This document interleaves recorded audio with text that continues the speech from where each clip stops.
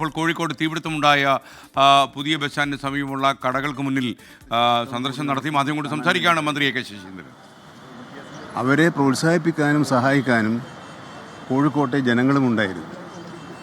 അങ്ങനെ അവരുടെ എല്ലാം പിന്തുണയോടുകൂടിയാണ് ഈ ദൗത്യം വിജയകരമായി എന്ന വാക്ക് ഞാൻ ഉപയോഗിക്കുന്നതും പൂർത്തിയാക്കാനും. വിജയം എന്ന് പറയുന്നത് വേറൊരു സെൻസിലായി പോകുമല്ലോ, അതുകൊണ്ട് അത് ഞാൻ പറയുന്നില്ല. എന്തായാലും ദൗത്യം ഫലപ്രദമായി പൂർത്തിയാക്കാൻ അതുകൊണ്ടാണ് കഴിഞ്ഞിട്ടുള്ളത്.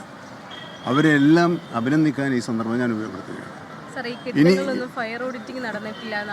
ഇരിക്കട്ടെ, അപ്പോൾ അതാണ് ഇനിയത്തെ പ്രശ്നം. ഇദ്ദേഹം ചോദിച്ചതുപോലെ ഇനി ഇല്ലാതിരിക്കാൻ എന്താണ് ചെയ്യേണ്ടത്, ഇതെങ്ങനെയാണ് ഉണ്ടായത്, ഈ രണ്ട് ചോദ്യങ്ങൾക്ക് നമ്മൾ ഉത്തരം കണ്ടെത്തേണ്ടതായിട്ടുണ്ട്.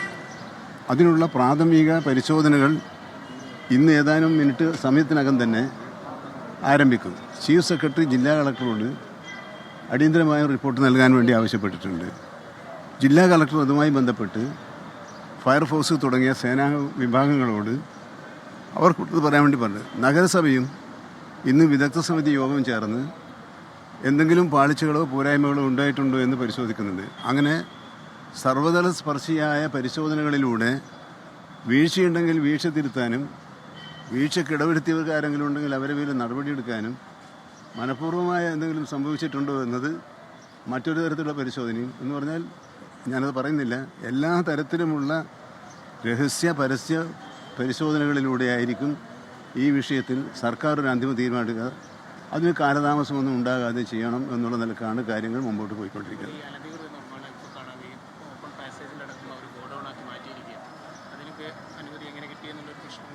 അതാണല്ലോ കോർപ്പറേഷനോട് പരിശോധിക്കാൻ പറഞ്ഞത്. ഇപ്പോൾ ഞാനൊരു അഭിപ്രായം പറയുന്നില്ലല്ലോ. കാരണം നമുക്ക് ഈ ചോദ്യങ്ങൾക്കെല്ലാം ഉത്തരം കിട്ടണം.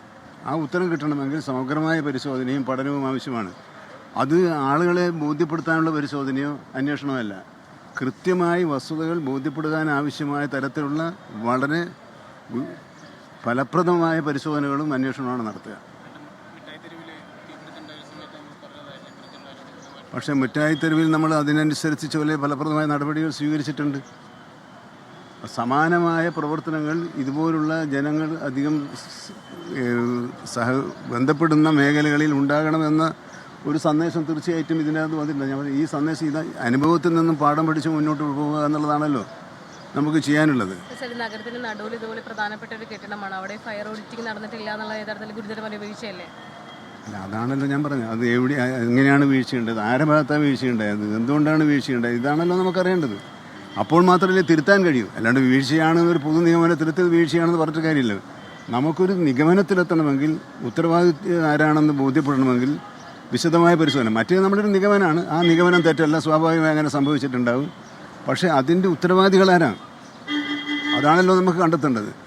ആ ഉത്തരവാദികളെ കണ്ടെത്തി അവർക്ക് മാതൃകാപരമായ ശിക്ഷ കൊടുക്കാനുണ്ടെങ്കിൽ അത് കൊടുക്കുക, പരിഹരിക്കാൻ ആവശ്യമായ നിർദ്ദേശങ്ങൾ അത് മുന്നോട്ട് വെച്ച് അതിനുള്ള അടിയന്തര നടപടികൾ സ്വീകരിക്കുക തുടങ്ങിയ കാര്യങ്ങളിലാണ് ഇപ്പോൾ ഗവൺമെൻറ് ശ്രദ്ധിക്കുന്നത്.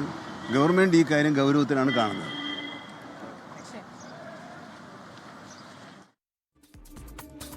ശശീന്ദ്രൻ സംസാരിക്കുകയായിരുന്നു. കോഴിക്കോട് തീപിടുത്തത്തിന് ശേഷം ഉണ്ടായ കാര്യങ്ങളെക്കുറിച്ച് ഗൗരവമായി പഠിച്ച് കാര്യങ്ങൾ പറയാമെന്നുള്ളതാണ് മന്ത്രി എടുത്തിരിക്കുന്ന നിലപാട്.